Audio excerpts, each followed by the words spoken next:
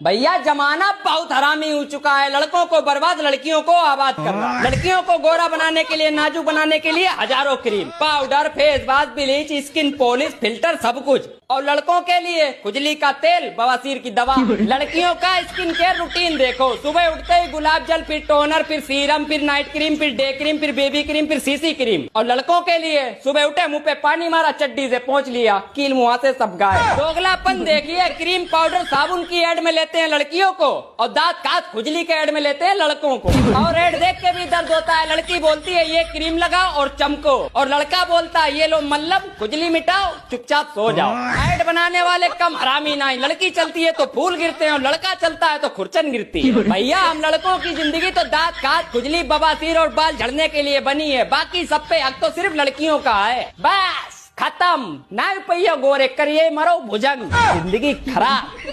भैया जमाना